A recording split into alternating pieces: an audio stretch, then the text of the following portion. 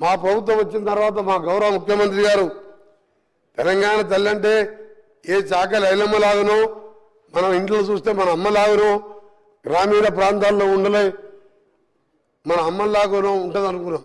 కానీ వజ్ర వైఢూర్యాలతో చూసిన తర్వాత మా గౌరవ ముఖ్యమంత్రి గారు మేధావులతో చర్చించి ఒక నిర్ణయం తీసుకొని ఈరోజు మనం తల్లిని చూసేటట్టే అలాంటి విగ్రహాన్ని ఈరోజు ఆవిష్కరించుకోబోతున్నాం.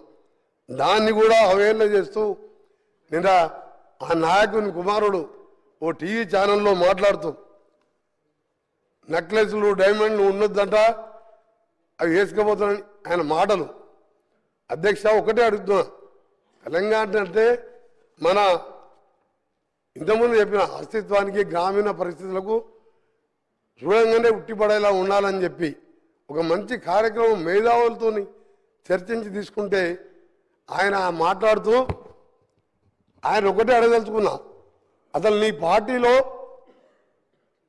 పార్టీనే కాదు ఏ పార్టీలో తెలంగాణ అనే పదమే లేదు, ఒక కాంగ్రెస్ పార్టీలో తప్ప. మాది తెలంగాణ ప్రదేశ్ కాంగ్రెస్ కమిటీ అంటాం, టీపీసీసీ అంటాం. ఆయన టీఆర్ఎస్ని బీఆర్ఎస్ని చేసుకున్నాడు.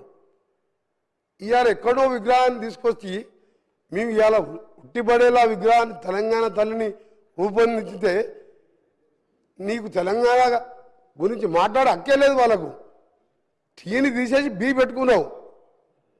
మా పార్టీలో తెలంగాణ పీసీసీ ఉన్నది, టీపీసీసీ అంటాం. అధ్యక్ష అందుకనే మీ అందరికీ చెప్తున్నా ఒకటే, ఈరోజు సాయంత్రం జరిగే ప్రోగ్రాం మా గౌరవ ముఖ్యమంత్రి గారి ఆదేశం మేరకు మా అధికారులు మంచి ఏర్పాట్లు చేసాను. లక్షలాది మంది మహిళలు వస్తున్నారు.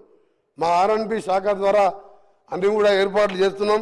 మేమందరినీ కూడా పేరు పేరున మీ అందరికీ సవినయంగా కోరుకుంటూ, కొందరి పదవి పోయిందనో ఏదో రాజ్యం పోయిందనో ఈరోజు వాళ్ళు మాట్లాడే మాటలు నమ్మకుండా తెలంగాణ ప్రజలకు విజ్ఞప్తి చేస్తున్నా. ఈ సభ ద్వారా మీ ద్వారా స్వచ్ఛందంగా అందరూ తరలి వచ్చి తెలంగాణ తల్లితో పాటు ఈరోజు 10 ఏళ్ల తర్వాత నిజంగా వచ్చిన తెలంగాణ అప్పుడైతే అసలు ప్రజాపాలన తెలంగాణ డిసెంబర్ 7, 2023 వచ్చింది. ప్రజలు స్వేచ్ఛా వాయులు చీల్చుకుంటూ ఇవాళ సెక్రటరియట్లో వేలాది మంది కనబడుతున్నారు. ఒక సంవత్సరం కింద సెక్రటరియట్లో నాలాంటి ఎంపీలకు పాస్ అడిగితే కూడా ఇవ్వలే. ఇవాళ సామాన్యులు వేల మంది తెలంగాణలో తిరుగుతున్నారు.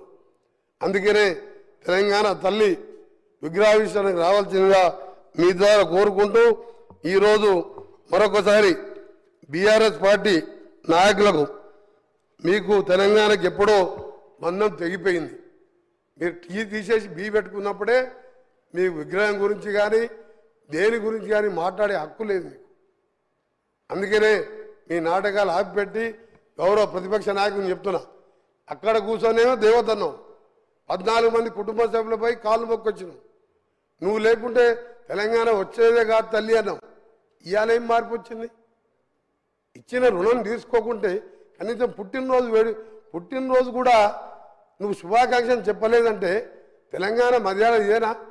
అధ్యక్ష ఊళ్ళో అంటారు తెలంగాణలో ఇంటికి వస్తే ఇంటికి వచ్చిన వారిని ఇంటికి వచ్చిన వారి మర్యాద చేసి కాళ్ళకు నీళ్ళు ఇచ్చి అన్నం పెట్టి పంపించే మర్యాద తెలంగాణ ప్రజలు. తెలంగాణ ఇచ్చి 10 ఏళ్ళు అనుభవించి కనీసం శుభాకాంక్షలు కూడా చెప్పలేదంటే నీ జ్ఞానం ఎక్కడ పోయింది? 80,000 పుస్తకాలు ఎక్కడ పోయినాయి? మీ పిల్లలకు నేర్పి ఆ పిల్లలు బయట టీషర్ట్లు వేసుకొని రోడ్ల మీద లొల్లి పెడుతున్నంట. అందుకే అధ్యక్ష మీ ద్వారా తెలంగాణ ప్రజలందరికీ మరొకసారి మా ప్రియతమ నాయకురాలు నిజంగా 1100 మంది పిల్లలు తల్లిదండ్రులు ఇప్పటికీ ఆ పిల్లలను చూసి ఏడుస్తుంటారు. కానీ పైన ఉండి వాళ్ళు ఇవాళ తెలంగాణ డిసెంబర్ 23, 7వ తారీఖు నిజమైన తెలంగాణ వచ్చిందని వాళ్ళ ఆత్మ శాంతిని కలగాలని భగవంతుని ప్రార్థిస్తూ మీకు సెలవు తీసుకునే అధ్యక్ష ధన్యవాదాలు. గౌరవ సభ్యులు డాక్టర్ పాల్వాయి హరీష్ బాబు గారు.